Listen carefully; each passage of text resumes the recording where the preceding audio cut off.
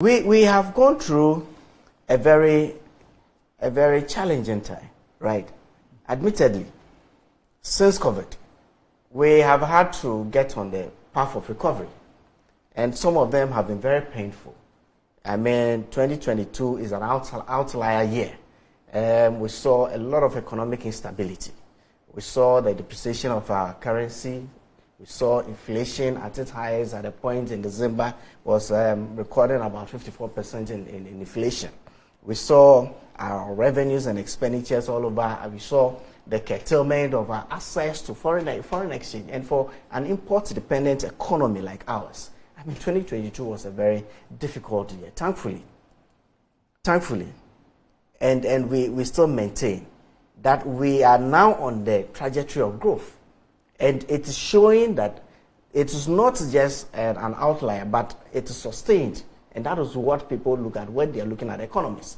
We pray that we are able to sustain it much further. And for an economy to record 4.7% in one quarter, and then for my friend here to refer to it as a collapsed economy. I don't know what his reference would be. But to I compared it to other peers. Economy that Water on Niger. Yes, you see. And the average within the sub-region. Then again is a problem on the pockets of people. Then again is a problem a wobbling of your. Cedi. Then again right. is a your central bank posting losses. You can go on. Prof, you can go on. Yeah. You can go on. Then again is a continuous comparison between what transpires in Ghana to the mainly Francophone neighbors of ours within the sub-region. It's been established.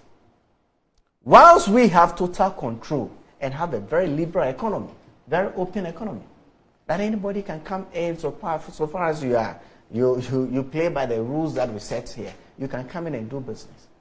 Monetary policy in these countries are managed from France. Their currency is fixed.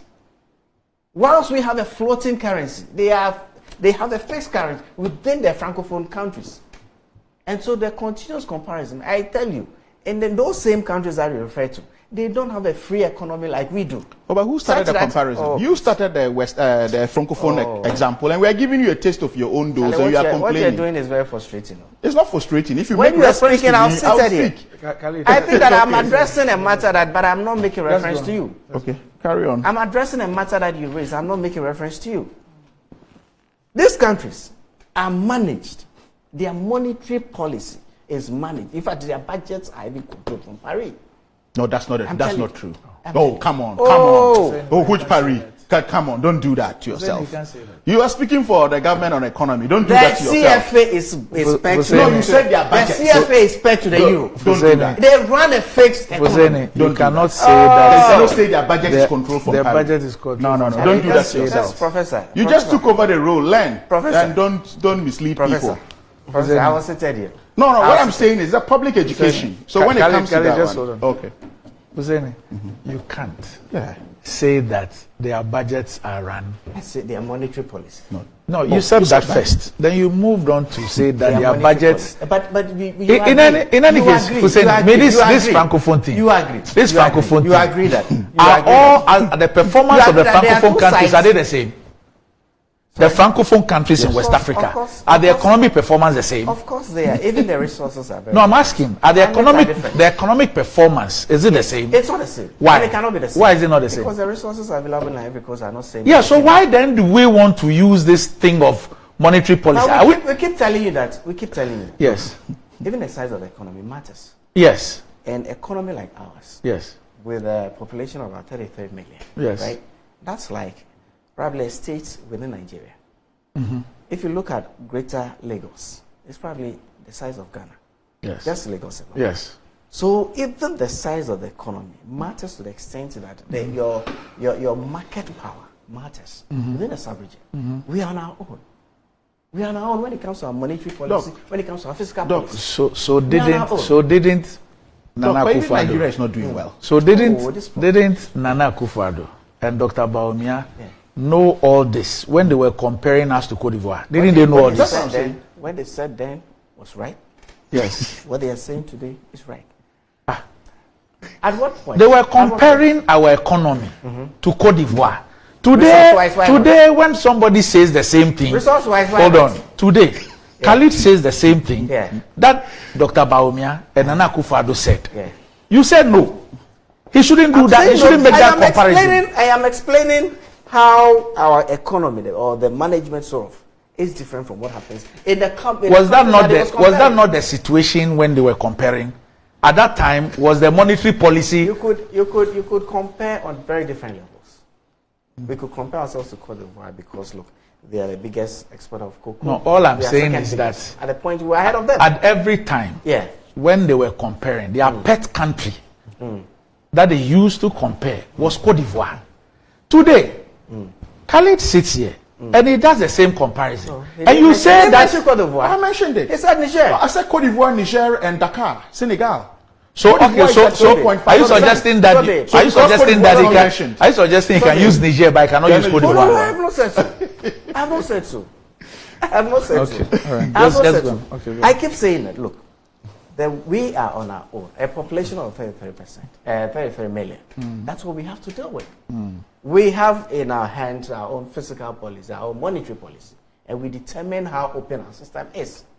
I tell you what, these same countries that you are mentioning, they are not as open. You cannot go to Burkina to do something like this. We do here. Like the situation of our currency. There are very few countries in this world where you can go and meet people on the streets who are.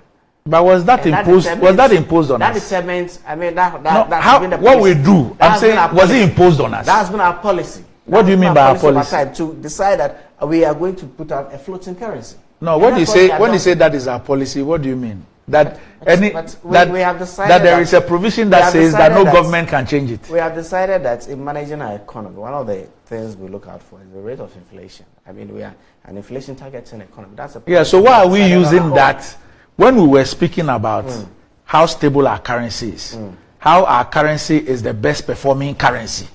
Had we changed the floating nature of our currency when we're making those comparisons? I can tell you that our currency is performing much better than it did last year. And that's showing. And because we have changed the floating. No, we haven't. So what is the point you're making? We haven't. Alaji? We haven't. But you see, our currency today is still depreciating, but it's performing much better than it did last year. And we are saying that our economy, given the sustenance of some of these indicators, falling inflation, a relatively stable currency, economic growth taking up, we believe that the economy is turned the corner. That's what our opponents don't want to hear. But this is sustained. And once it's sustained, it's an indication.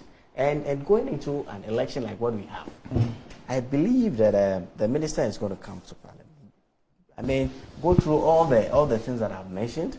He's going to mention key government projects that are going for the rest of the year. I mean, this year we don't have to do a full-fledged budget like other years because it's an election year. The next government will have the opportunity to do that by March next year. So it's going to be a good day. Will you remove the COVID levy? There are no new taxes that I can tell you. No, I asked a specific question. Will you remove the COVID? I won't preempt what the minister is going to say. So let's just hold out. Let's listen to the minister when he comes to Parliament. I'm sure he's a guy who is going to give us what the state is and going forward what the plans are for the year. But I believe that given the sustained nature of some of these indicators, we have turned the corner, and I am come by the next couple of months, the economy is going to be in a much better situation. Look, last week we sat here. The president had gone to this SME fund of 8.2 billion cedis from the IFC and the AFDB. These are some of the interventions that we expect that will grow further this economy to a place where that instability that we got a while ago is going to be stable. That's what we are looking at. No, the debt servicing. Yes. Right. We're talking about in cumulation terms or in equivalent. It's 5.9% of GDP. Right. Compared to a growth of 4.7. Yes. Where are we going with this? And you're still going to African Development Bank and all of this to take what to do what? You have nothing to show for the bond spree you went on to the international market for. Not a single tangible that is repaying itself. At least when you talk about Muhammad's economy, you have an airport there that's repaying itself, which all of you are using. And you even, in expanding your tax net, you went in there to that was not a have collapsed expansions. economy which was growing at below 3%. Right. wasn't So, a I mean, collapse. I appreciate that you are new. I appreciate that you are new to your role. You refer to an economy growing at 4.7 as collapsed. Oh, Please, compared to a debt equivalent of 3.9% of GDP, what are you talking about? Move on. Right. I can appreciate that you are new to your economic spokesperson role, and I'm sure with time we'll come to fully appreciate all of that. That's it, gentlemen. But so we'll wait for. I was going to say Anta.